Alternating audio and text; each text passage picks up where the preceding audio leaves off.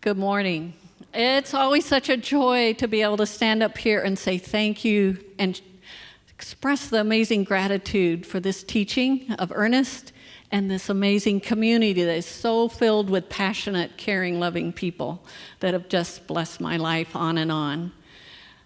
Today, I'd just like to share some ways that support has unfolded my life in created and unfolded dreams that I never knew that I had wedged in me. One was a few years ago when, through intentions and support of a Sangha, I realized I was a nature photographer. And the support of the center and letting that unfold has been just an amazing gift to my life. Secondly, recently, a dream that had been wedged deep in my heart for years, planted by a Maasai woman that I worked with, was to go to East Africa and experience her homeland, its people, and its creatures. Another person in my life from this community, Laurel Farber, a dear friend and a financial advisor, has blessed my life to let me know that that was all possible. But it had kind of sat there a while, and that 1 year ago in January at the BBB, when we set intentions, Laurel was sitting straight across from me.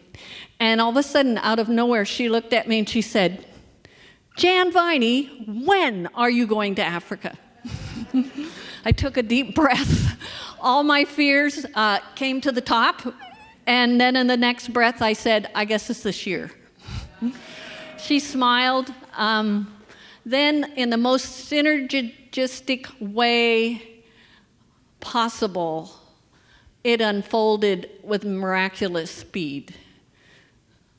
That next Sunday, I knew that I needed some travel companions. And I walked into the center on Sunday, and there in front of me appeared the master traveler, ambassador of the world, Kathy, who you just heard. We said in a very few minutes, yeah, that can fit in. I walked down the hall, and who should appear but a ministerial student and animal communicator, Karen Cleveland. In 20 minutes, I had my companions. A few years ago, Danny Gadd and Anita had been to Africa. They came to me and told me of a wonderful man who had taken them alone on a safari for 7 years, and I needed to do that. That next few days after I talked to Kathy and Karen, I talked to Jeffrey. I said, "Would you create a trip for me that's just like Dan and Anita's and unfolded in November?" And he said, "Absolutely." In 3 days, I had an itinerary. This was all last January. Then, worrying about the costs and so on, I soon had a ticket to Nairobi, round trip, for $500. Jeffrey created a trip for 8 days that was far beyond my belief of what it cost, including absolutely everything that I would need for 8 days. When we arrived in the other miraculous thing happened was that Karen found a Center for Spiritual Living Kenya right in Nairobi with an amazing minister. And by luck, she had rooms to rent. Her driver picked us up at the airport, brought us to her home. The next morning, Jeffrey picked us up and took us on a journey through his Africa that I can't even express how miraculous it was. He read my mind and unfolded it day after day. After that journey and our time together with my travel mates, they were just, the four of us traveling were, I think, a fan of light. When we returned to Nairobi,